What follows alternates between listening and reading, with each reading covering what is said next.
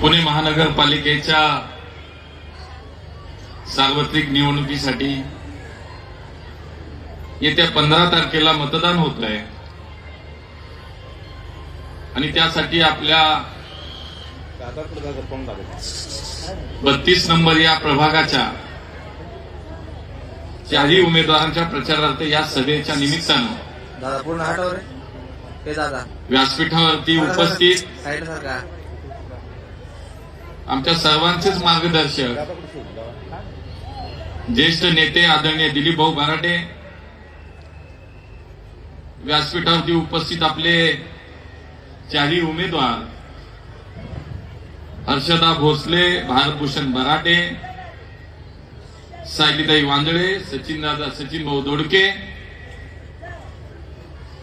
बाकी उपस्थित वासुदेवजी भोसले, अंकुशजी बराटे, महेश बराटे, दत्ता चौधरी, पंचायत समितीचे माजी सदस्य नितीन दांगट, दिगंबरजी चौधरी, आरपीआयचे निलेशजी आगळे, शरदाबा बराटे, हिंदकेसरी योगेश दोडके, हिंदकेसरी अमोल बराटे, रेश्माताई पाटणकर, प्रियाताई लेले, वैदेही देशपांडे, प्रवीणजी पाटील, अमित कुलकर्णी, दत्तभाऊ चव्हाण, काकाजी वाघमारे, अरविंद शिंदे उपस्थित इतर सर्व मान्यवर आणि या सभेला उपस्थित प्रचंड जनसमुदाय, सर्व बंधू आणि भगिनींनो,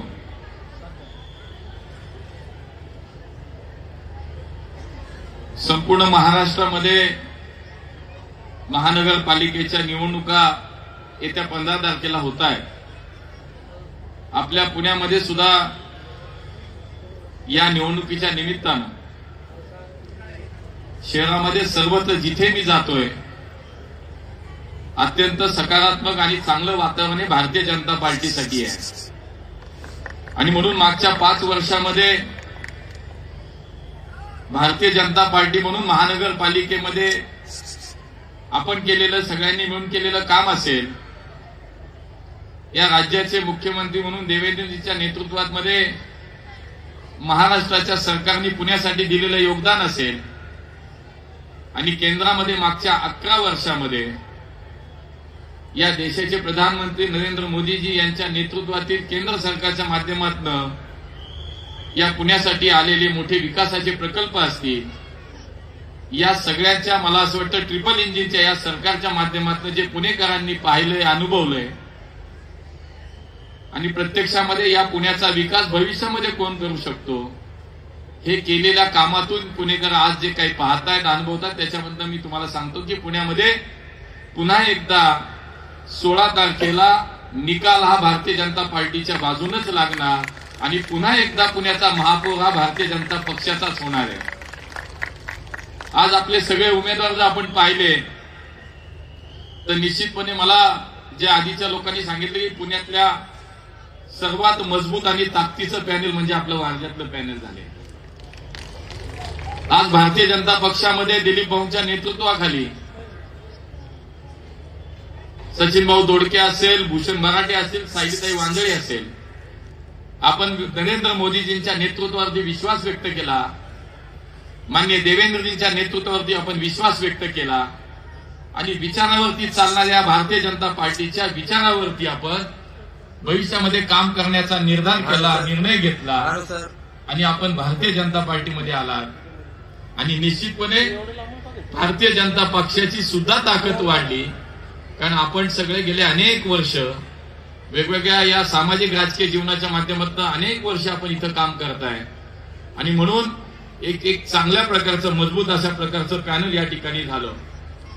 मी म्हणालो तसं दिलीप भाऊंच्या मार्गदर्शनाखाली तर गेले अनेक वर्ष म्हणजे वारज्याचे सरपंच ते पुण्याचे उपमहापौर, महानगरपालिकेतील विरोधी पक्ष नेते म्हणून दिलीप भाऊंनी काम केलं. आमच्यासारख्या कार्यकर्त्यांनी दिलीप भाऊंचं काम जवळनं पाहिलंय आणि एक अभ्यासू आणि एक अत्यंत कार्यक्षम अशा पद्धतीचा एक लोकप्रतिनिधी म्हणून दिलीप भाऊंकडे आपण सगळेजण पाहतो.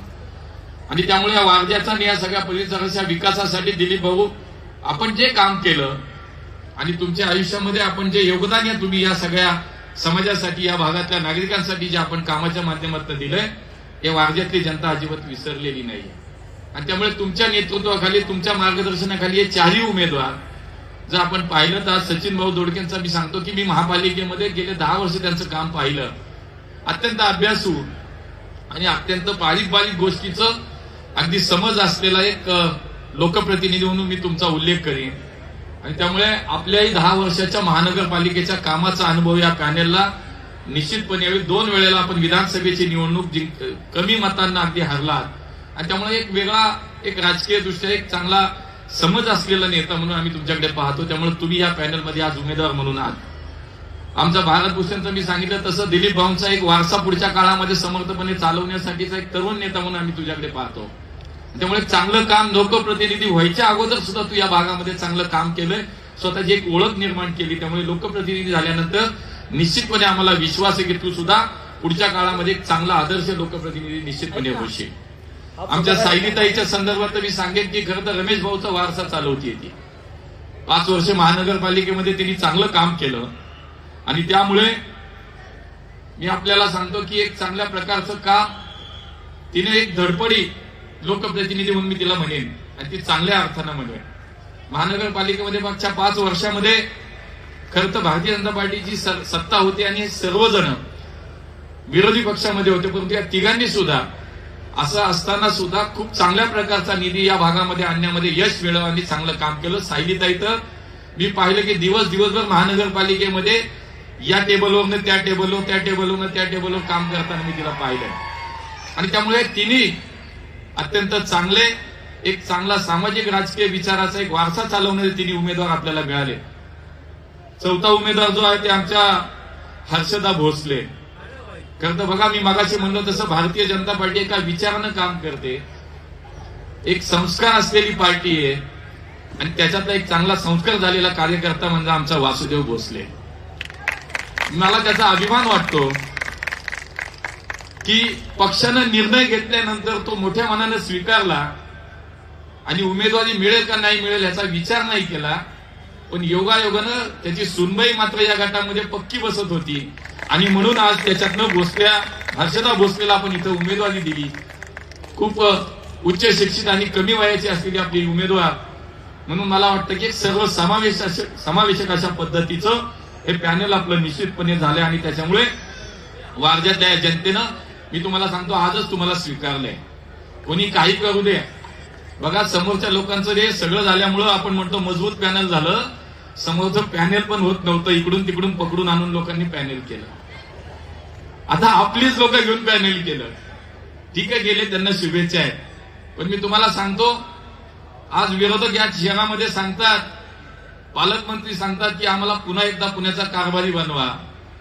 अहो 2017ला याच पुणेकरांनी तुम्हाला कारभारी म्हणून घरी बसवलं. कारण मागच्या 20-25 वर्षात या पुण्याचं फक्त आणि फक्त वाटोळच तुम्ही केलं. या पुण्याच्या भविष्याचा विचार कधी तुम्हाला नव्हता. या पुण्याचा भविष्यात 25-50 वर्षात पुण्याची लोकसंख्या किती होईल, पुण्याचा विस्तार किती वाढेल, पुण्याच्या सगळ्या नागरिक सुविधा आणि भौतिक याच्यावरती ताण निर्माण होईल आणि त्याचा विचार आपण कधीही केला नाही. आपण बांधलेले पूल पाडले, हा विकास. आणि म्हणून मला असं वाटतं की पुन्हा पुण्यातली जनता कुठेही तुम्हाला कारभारी बनवायच्या मूडमध्ये नाही. कारभारी हा फक्त भारतीय जनता पार्टीच पुण्यातली जनता बनवणार आहे. आणि म्हणून मला वाटतं की या सगळ्या ह्याच्यामध्ये आज जसा मी वासूचा उल्लेख केला तसं एक उदाहरण मी दत्ता चौधरीचं पण देईल. आमचा दत्ता चौधरी पण इथं बसलाय. बाजूच्या प्रभागामध्ये विद्यमान नगरसेवक असताना पक्षानं उमेदवारी नाही दिली, पण आमचा दत्ताभाऊ दुसऱ्या दिवशी कामाला लागला आणि दुसऱ्या दिवशी पक्षाच्या प्रचारात सहभागी झाला. हे वैशिष्ट्य भारतीय जनता पार्टीच्या विचाराचं आणि संस्काराचं. आणि म्हणून या प्रवाहामध्ये आता दिलीप भाऊ आपल्या नेतृत्वामध्ये, योगेश भाऊ असेल, भूषण असेल, आमची सायलीताई असेल, आपण या प्रवाहामध्ये आता आलायत. आणि त्यामुळे मी तुम्हाला सांगतो, आता आपली इथं सत्ता आहे, आपली मुंबईत सत्ता आणि आपली दिल्लीत पण आता सत्ता आहे. त्यामुळे तुम्ही सांगितलेले सगळे प्रश्न, मग त्याच्यामध्ये तुम्ही जे सांगितलं बीडीपीचा प्रश्न आहे, घरांचा प्रश्न आहे, रस्त्याचा प्रश्न आहे, नॅशनल हायवेच्या सर्व्हिस रस्त्यांचा प्रश्न आहे, आता कुठलाही प्रश्न तुम्हाला दुसरीकडे कुठं जावं लागणार नाही. तुम्हीच सत्ताधारी आहात, तुम्हीच हे सगळे प्रश्न आता सोडवणार आहात. त्यामुळे ती ताकद तुमच्याकडे आता मिळणार आहे तुम्हाला. राज्याचे मुख्यमंत्री देवेंद्रजी आपल्या राज्याचं नेतृत्व पुण्यासाठी खूप काही विचार करतात. परवा पुण्यामध्ये सभा झाल्यानंतर त्यांनी सांगितलं की पुण्यातले अनेक विषय त्यांच्या संकल्पना त्यांच्या डोक्यात आहे की एक भविष्यातलं देशातलं सर्वोत्तम शहर आपल्याला बनवायचं असेल तर या पुण्यामध्ये अनेक विषय आज त्यांच्या डोक्यामध्ये आहेत. या पुण्यातला वाहतुकीचा प्रश्न पाहता आज त्यांच्या डोक्यामध्ये एक नक्की कल्पना चांगली की पुण्यात जवळजवळ 54 किलोमीटरचे भुयारी रस्ते पुढच्या काळामध्ये केले जातील. या पुण्याला जीसीसीचं कॅपिटल बनवण्याचा निर्णय त्यांनी घेतला आहे.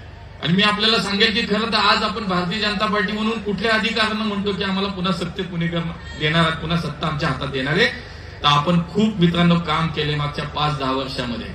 मोदीजींच्या नेतृत्वामध्ये 11 वर्षाचं या सरकारनं पुण्यासाठी खूप काही योजना दिल्या. आज पुण्यातली मेट्रो कुणी किती श्रेय घ्यायचा प्रयत्न करू द्या, आता तुम्ही कुणीही सांगा मला उठून एकानं की या पुण्यातली मेट्रो मनमोहन सिंगांनी आणली का मोदीजींनी आणली.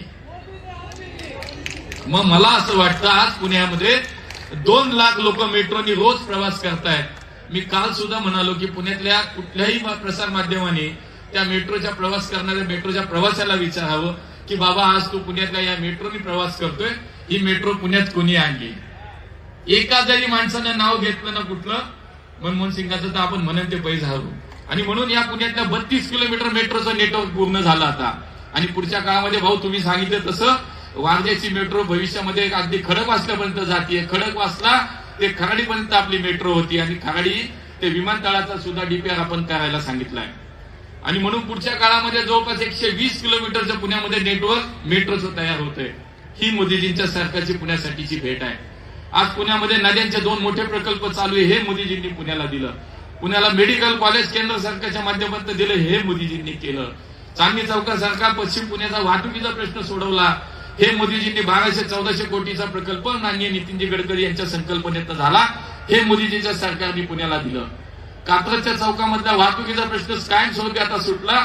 तिथे 177 कोटी रुपयाचा उड्डाणपूल नॅशनल हायवेच्या माध्यमातून